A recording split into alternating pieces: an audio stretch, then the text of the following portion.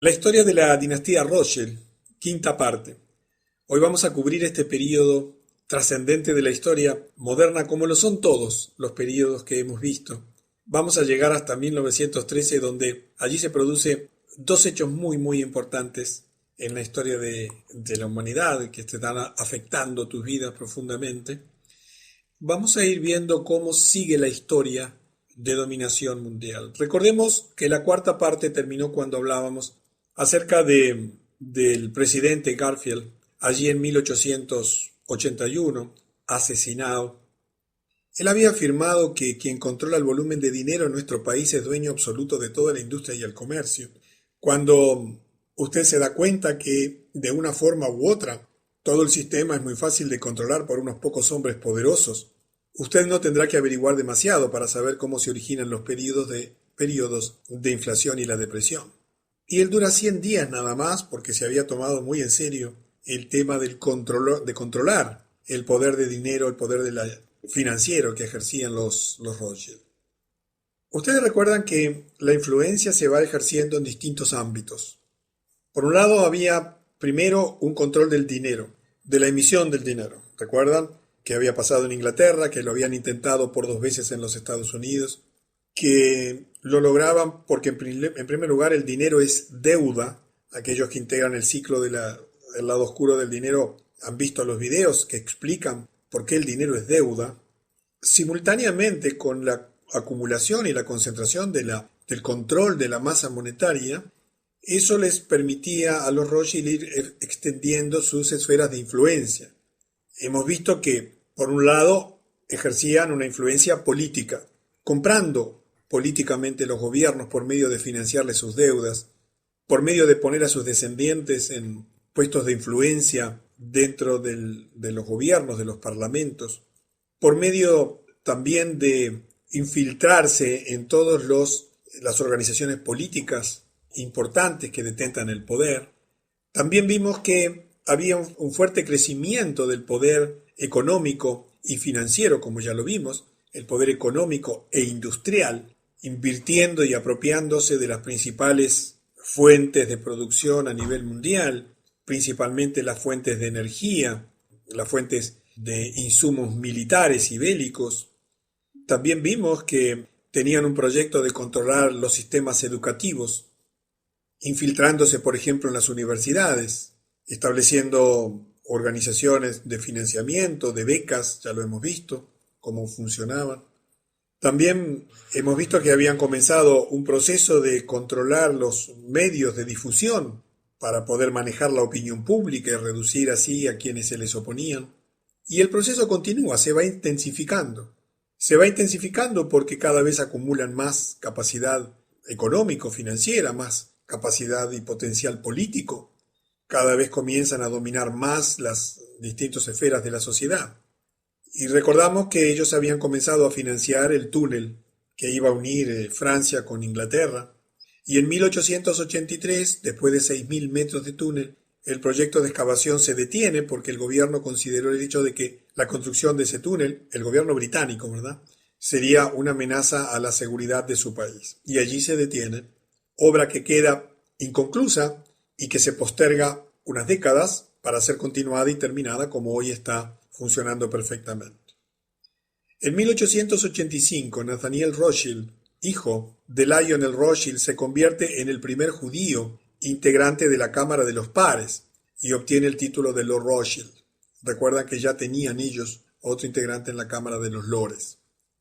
Y esto va extendiendo poco a poco su poder político, permitiéndole allí dentro de cada una de las cámaras influenciar en la formulación de las leyes, en hacer acuerdos, en fin, todo lo que se puede hacer desde un lobby ejercido dentro del propio Parlamento.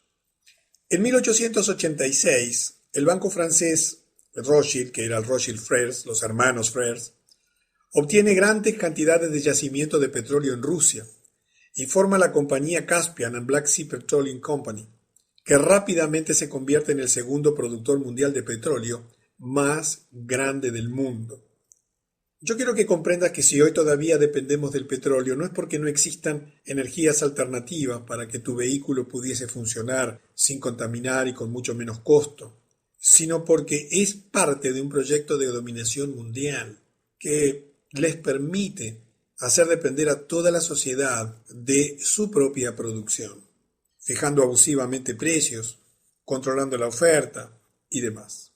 Dentro de este proceso de crecimiento económico, en 1887, un gran traficante de opio de China, Edward Sassoon, se casa con Aline Caroline de Rothschild. Era nieta de Jacob Rothschild, Santiago Meyer.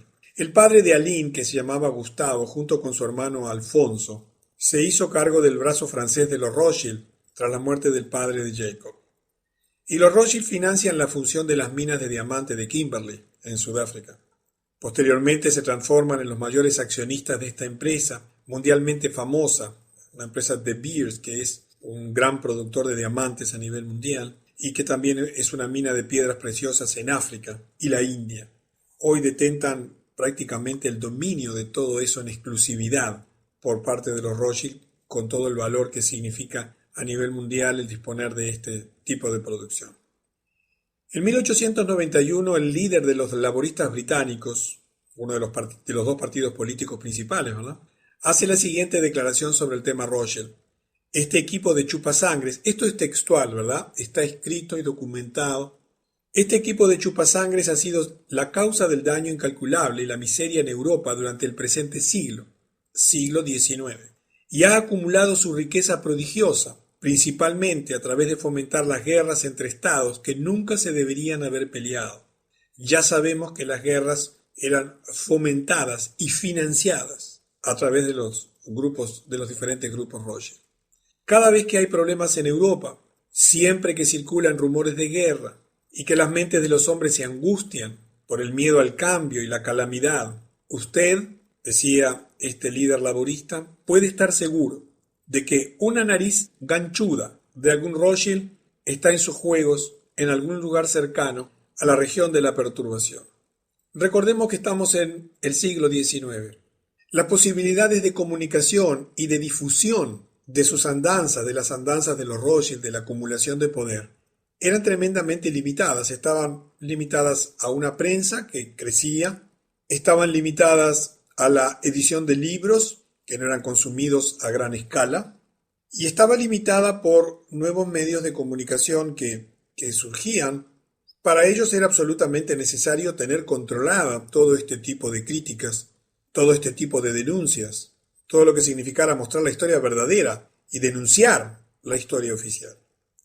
Y así, como consecuencia de esa preocupación, los Rothschild hacia el final del 800 compran la agencia de noticias Reuters, comenzando el proceso de control sobre los medios de comunicación. De esto ya hemos hablado y sabemos perfectamente que el 96%, mira que yo te estoy dando una cifra que se comprueba, el 96% de los principales medios de comunicación, grandes noticias, canales de noticias de televisión a nivel del mundo, las agencias tipo Reuters, las revistas de influencia tipo Life y todo ese tipo de publicaciones, son propiedades de un pequeño grupo de familias vinculadas a los Rothschild. Y de nuevo digo, esto no es otra cosa que una denuncia fácilmente comprobable y que tiene su lógica, porque hoy todos los medios de información están absolutamente controlados, lo cual les permite filtrar la información que quieren y mostrar lo que desean y lo que no desean, difamar, alterar, según ya hemos visto también como parte de su proceso. En 1895, Edmund James de Rothschild, el hijo menor de Jacob Meyer Rothschild, visita Palestina. Fíjate que aquí comienza otro proceso muy importante que está afectando profundamente nuestras vidas, porque está por tener lugar la Tercera Guerra Mundial. Y la Tercera Guerra Mundial va a tener como chispa el Medio Oriente. Observa lo que comenzó a gestarse en 1895. Allí visita Palestina y posteriormente provee los fondos para fundar las primeras colonias judías, con el objetivo a largo plazo de crear un país financiado por los Rothschild. Las primeras colonias judías no llegaron porque un grupo de colonos se les ocurrió, inspirados en Yahvé, que tenían que volver allí. Las primeras colonias judías llegaron a Palestina porque fue parte de un proyecto. Y a veces cuando uno dice este tipo de cosas, quienes escuchan pueden decir, pero ¿será así? Yo te digo que existen documentos escritos con palabras de este señor, porque te vas a sorprender de lo que te voy a contar. En 1897, los Rothschild fundan el Congreso Sionista para promover el sionismo. El sionismo es un movimiento político, no es un movimiento religioso ni étnico, es un movimiento político que nace con el gran objetivo político de trasladar todos los judíos en un Estado-nación singularmente judía, unirlos, la diáspora que había en el mundo, y organizan su primera reunión en Múnich. Pero los judíos vivían en sus países tranquilamente, no tenían problemas, y por lo tanto tuvieron una fuerte oposición a este proyecto los Rothschild. No pudieron hacerlo en Múnich, debido a la oposición de los judíos locales, y debieron trasladar la reunión a Basilea, en Suiza, que se llevó a cabo el 29 de agosto. Allí tienes el local, un dibujo del local donde se celebró, y que fue una reunión secreta, totalmente documentada, pero que fue una reunión secreta. Y allí aparece un personaje que hoy es muy importante, venerado por los judíos, que se llamó Theodor Herzl. De Herzl existen algunas obras escritas, por ejemplo, El Estado Judío, pero también sus diarios. Diarios que si bien han sido expurgados allí, alterados, contienen sus ideas. Y una de esas ideas, que es, digamos, fuerte en su concepto y en su expresión, decía que como parte del proyecto que ellos tenían de fundar el Estado de Israel y de fomentar, digamos, un mayor nacionalismo, era aumentar los sufrimientos de los judíos y les ayudaría en la organización de sus planes. Él decía que tenía una idea, inducir a los antisemitas a atacar la riqueza judía, para de ese modo usar a los antisemitas como una ayuda para fomentar un mayor nacionalismo y una mayor necesidad de unirse y de agruparse y de volver y de permitir el fundar nuevamente su Estado, favorecidos por la persecución y la opresión a los judíos. Y él, como parte de sus planes, pensaba que de ese modo los antisemitas serían sus mejores amigos. Este tipo de afirmaciones que están documentadas, fíjese que coincide con lo que ocurrió en ese mismo congreso, porque él es elegido como presidente de la organización sionista y adopta como bandera del Estado en formación nada menos que el hexagrama rojo o el sello Rothschild, que ya lo conocemos porque lo hemos visto en la primera de esta serie de conferencias, sabemos su significado. Aquí a la derecha tienes el hexagrama rojo y en la parte inferior la bandera de Israel.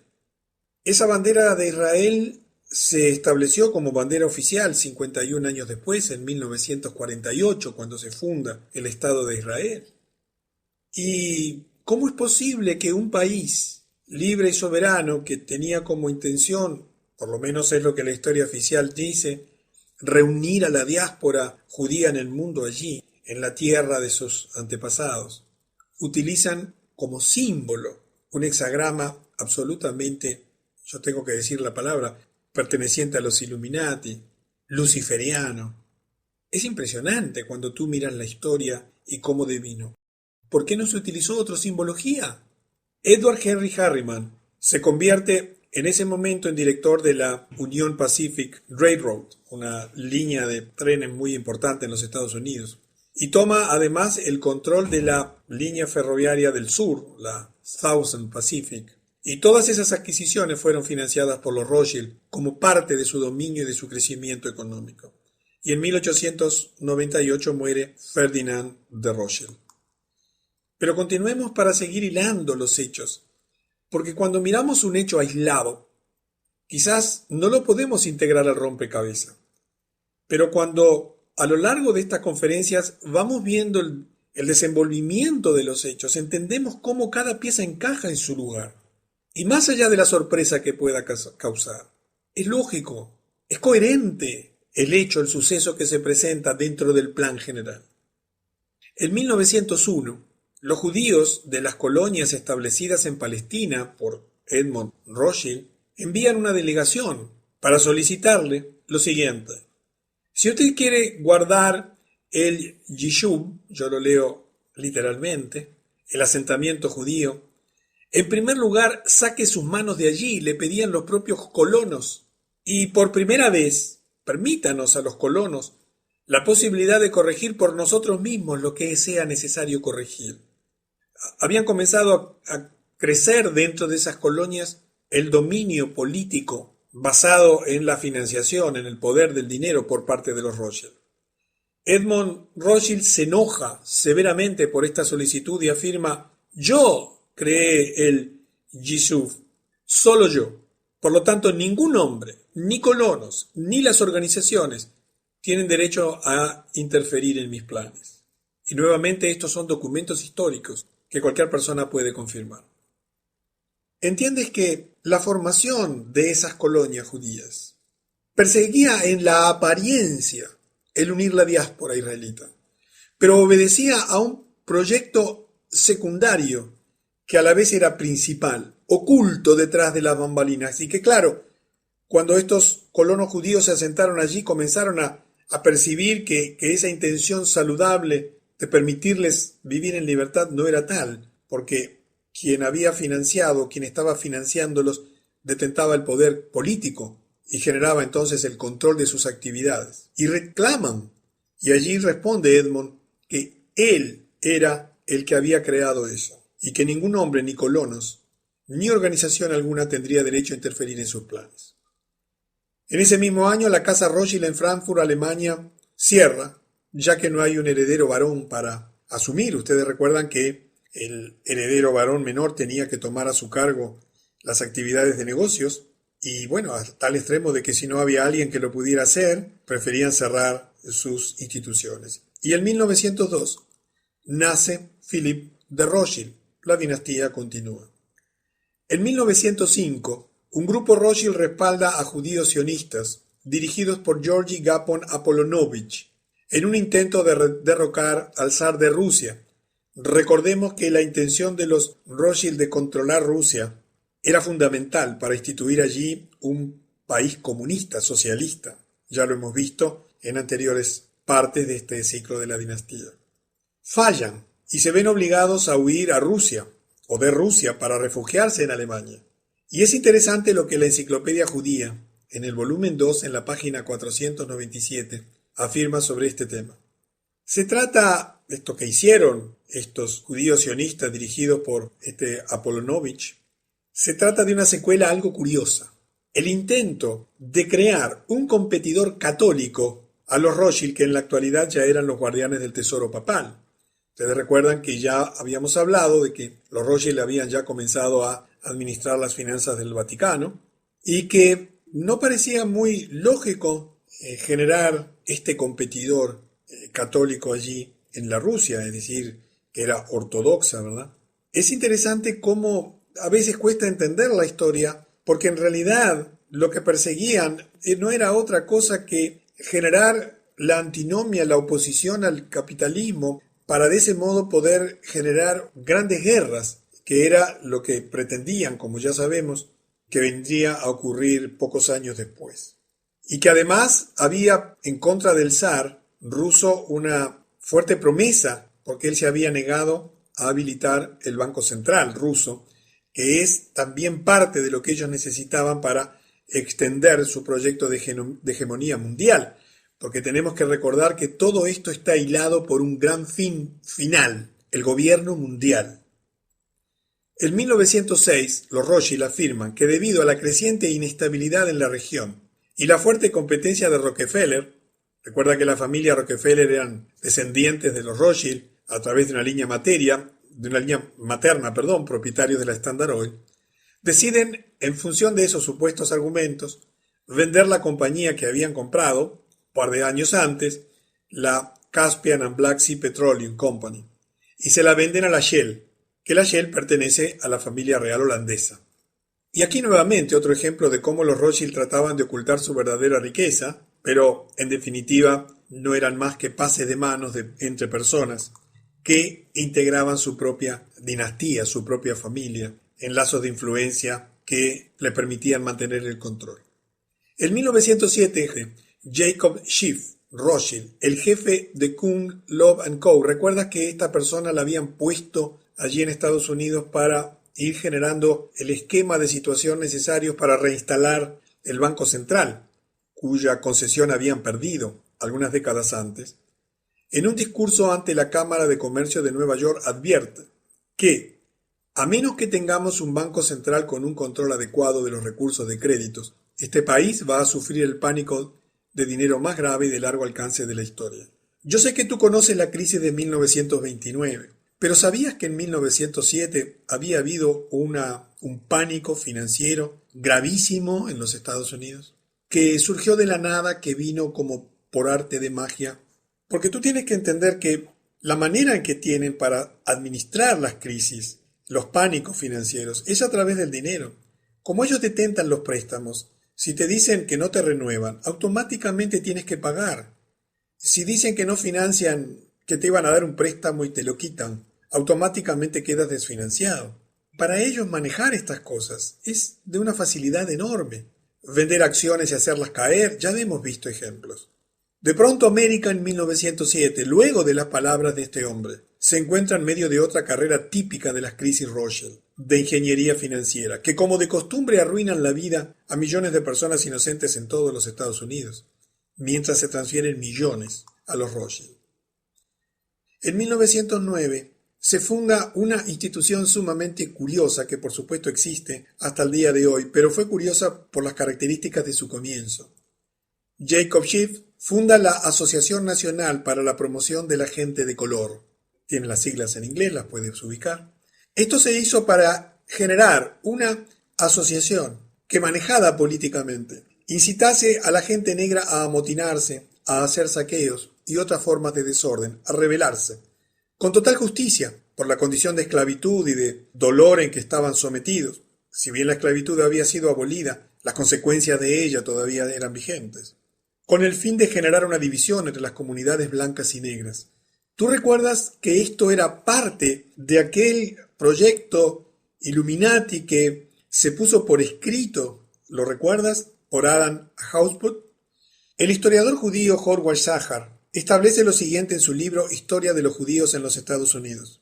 En 1914, el profesor emérito Joel Spingarn de la Universidad de Columbia se convirtió en presidente de la Asociación Nacional para la Promoción de la Gente de Color y reclutó para su junta directiva a líderes judíos como el propio Schiff, Jacob Billinkoff y el rabino Stephen Wise.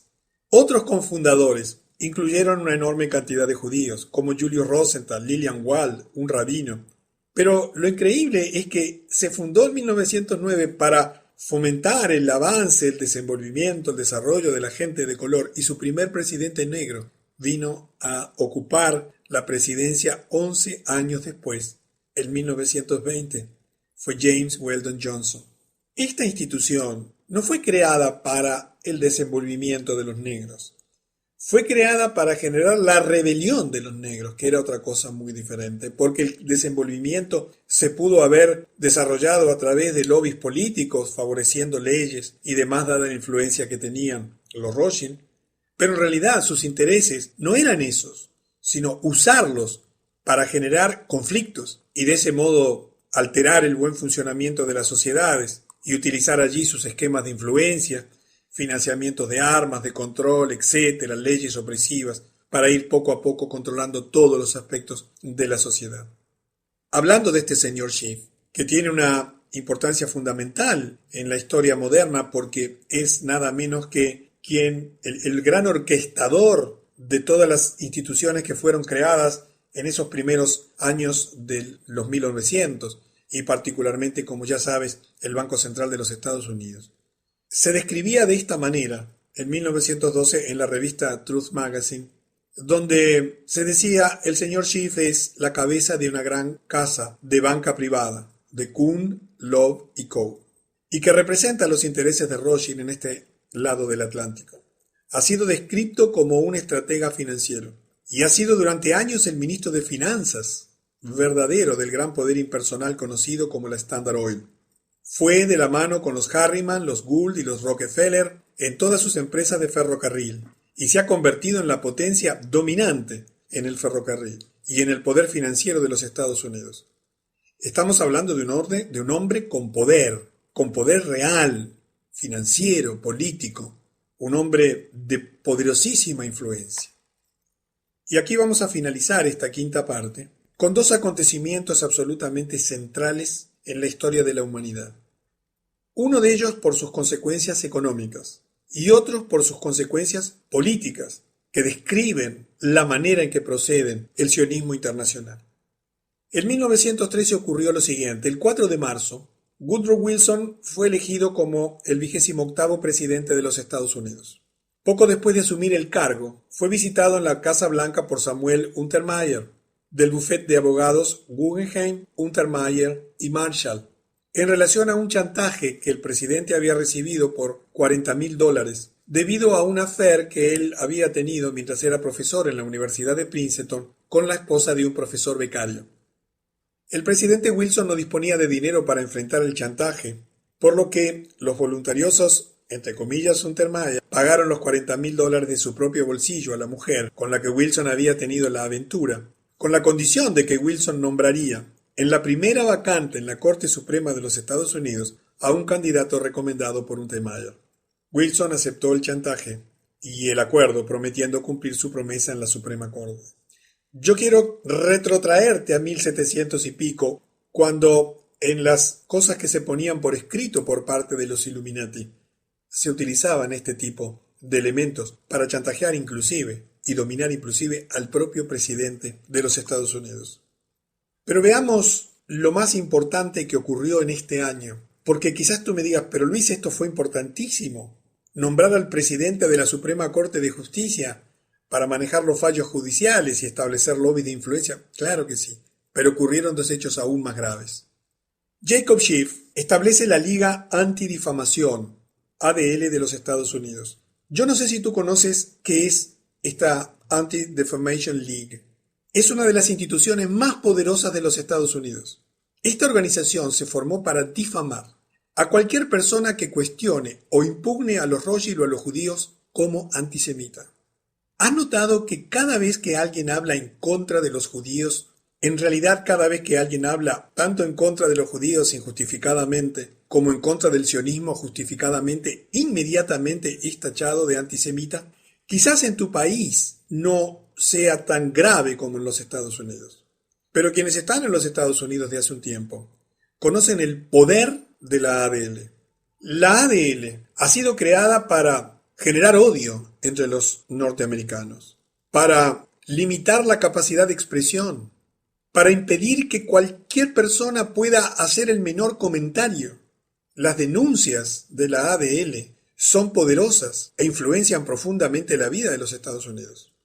Eso explica por qué existe una historia oficial que es sin discusión, donde cualquier persona que denuncie inmediatamente es tratada de antisemita en todas partes del mundo. Aquí en mi país no existe la liga esta antidifamación, pero sí existe la influencia política en los medios de comunicación para evitar toda crítica, porque a veces las críticas son valiosas, las valoraciones son necesarias, a veces son bien fundamentadas y su atención generaría buenas consecuencias. Sin embargo, son absolutamente prohibidas. Quiero que entiendas que esto no fue creado por Schiff, igual que la Liga de Promoción de los Negros, por casualidad. Fue creada como una herramienta más necesaria para controlar la opinión pública y evitar las denuncias de las atrocidades que cometían. Pero llegamos a la frutilla de la torta. Llegamos al hecho central que explica lo que está ocurriendo en nuestros tiempos modernos, y es la creación del tercer banco definitivo de los Estados Unidos. En 1913, curiosamente el mismo año en que se fundan la ADL y la Liga de Desenvolvimiento para los Negros, también crean el último banco central y actual Banco Central de los Estados Unidos, la Reserva Federal, Fed por sus siglas en inglés. El congresista Charles Lindbergh, aquel que el aviador, ese mismo, tras la aprobación de la ley de la Reserva Federal el 23 de diciembre, dijo: «La ley establece el más gigantesco acto de confianza en la tierra. Cuando el presidente firme este proyecto de ley, el gobierno invisible del poder monetario será legalizado. el crimen más grande de todos los tiempos es perpetrado por el presente proyecto de ley de banca y moneda. Es importante saber que la Reserva Federal es una empresa privada.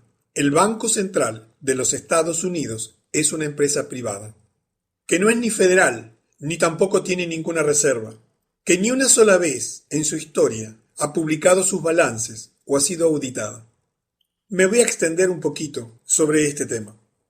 El ciudadano norteamericano promedio, el ciudadano promedio del mundo, cree que cuando mira un billete de $1, de $2, de $100, tiene en su mano un billete emitido por el gobierno de los Estados Unidos y respaldado por el gobierno de los Estados Unidos. La verdad es absolutamente diferente. Si tú tienes $1 en tu bolsillo o en tu cuenta bancaria, tienes un papel pintado que ha sido emitido por una imprenta. La Reserva Federal, la Fed, es simplemente una imprenta de dinero, que en lugar de cobrarle los servicios de impresión, le presta el dinero que imprime al gobierno de los Estados Unidos para que lo ponga en circulación y le ponga el sello de circulación legal.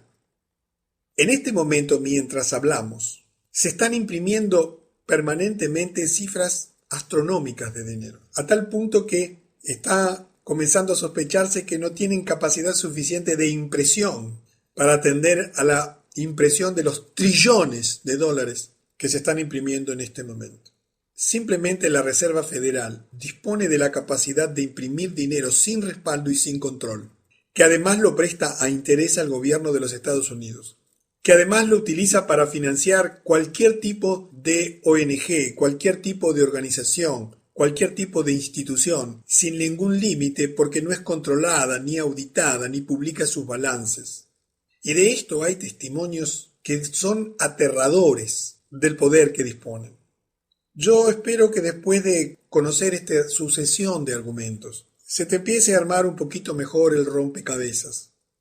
En la próxima y sexta parte de la dinastía Rothschild seguiremos ya acercándonos a nuestro tiempo, para que veas cuántos acontecimientos ocurrieron, financiados y definidos por ellos, y cómo todos encajan perfecta y lógicamente con lo que está ocurriendo. Así que nos veremos en la sexta parte de la dinastía Rothschild.